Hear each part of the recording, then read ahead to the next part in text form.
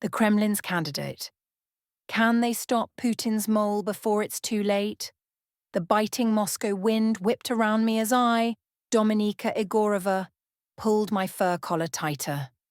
The city, draped in a deceptive blanket of snow, felt heavier than usual. It wasn't just the weight of winter. It was the suffocating pressure of secrets, the kind that could crush you faster than a Siberian frostbite. My life, a carefully constructed facade of loyalty to the motherland, was a tightrope walk over a chasm of lies. For years, I'd been feeding secrets to the CIA, a dangerous game orchestrated by my handler and unlikely lover, Nate Nash. But now the stakes were higher than ever. Word had reached us, a whisper in the digital ether, that Putin, the president of Russia, was planning something audacious, something that threatened to destabilize the fragile balance between our nations. He intended to eliminate a high-ranking US official and replace him with a mole, a sleeper agent planted deep within the American system, cultivated for over 15 years. The thought sent a shiver down my spine, colder than any Russian winter. This wasn't just about political maneuvering. This was a declaration of war, a covert assault on the heart of American democracy. Nate and I, along with our colleagues at the CIA, had to act. We had to unmask the traitor before he could enact Putin's plan, before he could reveal that I, Dominika, was a traitor myself, a spy for the enemy. Every phone call, every coded message was a gamble. Any leak, any misstep could expose me, send me hurtling into the abyss.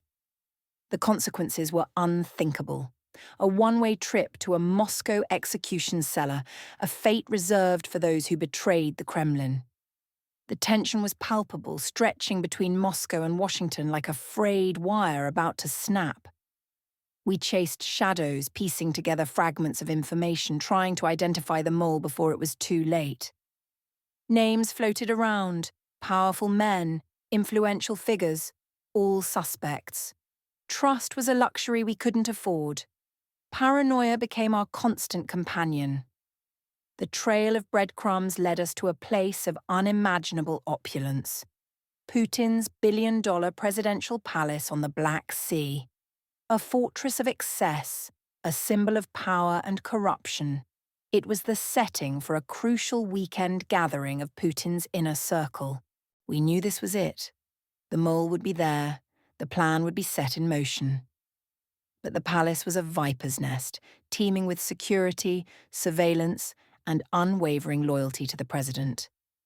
Infiltration was a suicide mission. As Nate and I prepared for the final showdown, the weight of our individual secrets pressed down on us. Our pasts, our betrayals, our love, all threatened to unravel us. We were caught in a web of our own making, each thread a potential death sentence. The weekend at the palace was a dizzying dance of deception and danger. We navigated the opulent ballrooms and shadowed hallways, desperately searching for the mole, trying to anticipate Putin's next move. The air crackled with unspoken tensions, veiled threats, and the constant awareness of being watched. The climax approached with relentless speed, a collision course of loyalties and betrayals.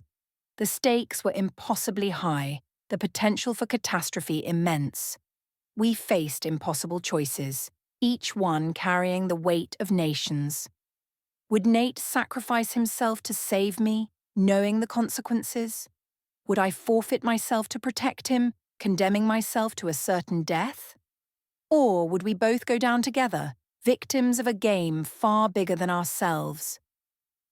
The fate of nations hung in the balance, resting on our shoulders as the final act played out within the gilded cage of Putin's palace.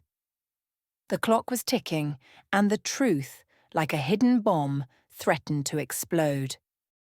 Thanks for watching. If you enjoyed this video, don't forget to like, subscribe, and hit the bell icon for more book summaries and insights. Feel free to check out another video or dive into the full playlist you see now for more great book summaries. Click now and keep exploring.